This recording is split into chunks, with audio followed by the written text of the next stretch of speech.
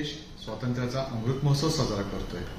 या 75 वर्षातली आपली वाटचाल निश्चितच आशादायक आहे, परंतु एक जबाबदार नागरिक म्हणून आपल्याला कायद्याचं पालन करणं अत्यंत गरजेचं आहे।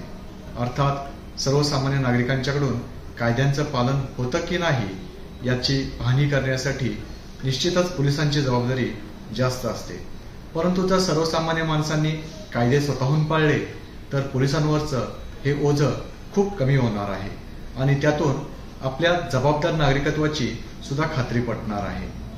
कायदे पाळणं जितकं गरजेचंच आहे त्याप्रमाणे आपल्या आजूबाजूला ज्या व्यक्ती आहेत, माणसं आहेत, ते सुद्धा कायदे पाळतात की नाही याबाबतची माहिती असणं आपल्याला गरजेचं आहे। त्यामुळं आपलं वर्तन हे कायद्याला धरून आहे की नाही हे समजण्यासाठी कायदा काय आहे, कायदा काय सांगतो, आपल्याकडून अपेक्षा काय आहेत हे माहीत असणं गरजेचं आहे।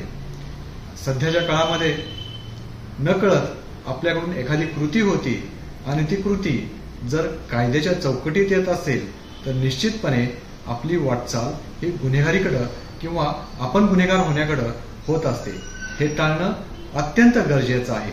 एक जबाबदार नागरिक होण्यासाठी आपण कायदा समजून घेतला पाहिजे आणि त्यासाठी युनिक अचिव्हर्सचे ॲडव्होकेट शैलेश कुलकर्णी यांचं गोव्याचे कायदे हे सदर आपल्याला निश्चित उपयुक्त ठरणार आहे।